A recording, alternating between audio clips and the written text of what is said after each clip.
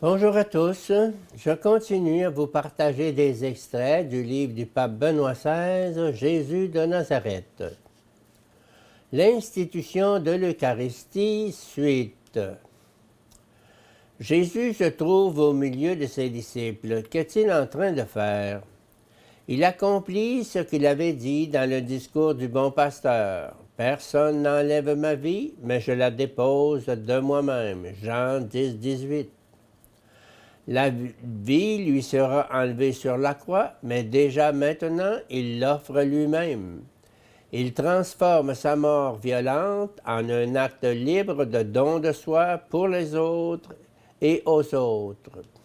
Et il sait, j'ai pouvoir de la déposer et j'ai pouvoir de la reprendre, idem.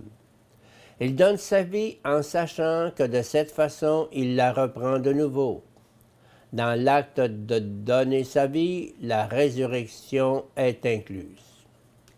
Par conséquent, de façon anticipée, il peut se distribuer lui-même dès maintenant, parce que dès maintenant, il offre sa vie, il s'offre lui-même, et par là, dès maintenant, il la reprend. La phrase concernant le calice, à laquelle nous prêtons maintenant attention, est d'une extraordinaire densité théologique. L'injustice, le mal comme réalité, ne peut pas être simplement ignoré, ne peut être laissé là. Il doit être éliminé, vaincu. C'est là seulement la vraie miséricorde. Et puisque les hommes n'en sont pas capables, Dieu lui-même s'en charge maintenant. C'est là la bonté inconditionnelle de Dieu. Une bonté qui ne peut jamais être en contradiction avec la vérité et la justice qui lui est liée.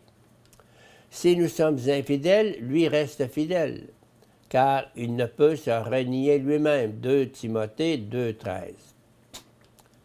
Sa fidélité réside dans le fait que maintenant lui-même n'agit pas seulement comme Dieu à l'égard des hommes, mais aussi comme homme à l'égard de Dieu, fondant ainsi à l'alliance de manière irrévocablement stable. Par conséquent, la figure du serviteur de Dieu, qui porte le péché de la multitude, confère Isaïe 53, 12, va avec la promesse de la nouvelle alliance fondée de manière indestructible. Depuis lors, à la marée immonde du mal s'oppose l'obéissance du Fils, en qui Dieu lui-même a souffert et dont, en conséquence, l'obéissance est toujours infiniment plus grande que la masse croissante du mal. Confère Romains 5, 16, 20. Jésus donne la nouvelle alliance dans son sang. Son sang, c'est-à-dire le don total de lui-même, dans lequel il souffre jusqu'au bout tout le mal de l'humanité, et il élimine toute trahison en l'absorbant dans sa fidélité inconditionnelle. C'est cela le culte nouveau qu'il institue à la dernière scène. Attirer l'humanité dans son obéissance vicaire.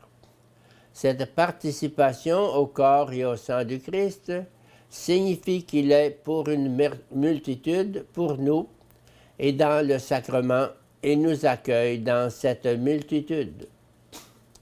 1 Timothée 2,6 parle de Jésus comme de l'unique médiateur entre Dieu et les hommes, qui s'est livré en rançon pour nous.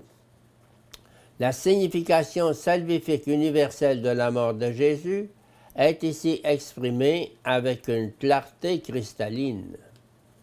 Paul écrit aux Romains que les païens, dans leur totalité pléroma, doivent atteindre le salut et que tout Israël sera sauvé, confère 11, 25 suivant.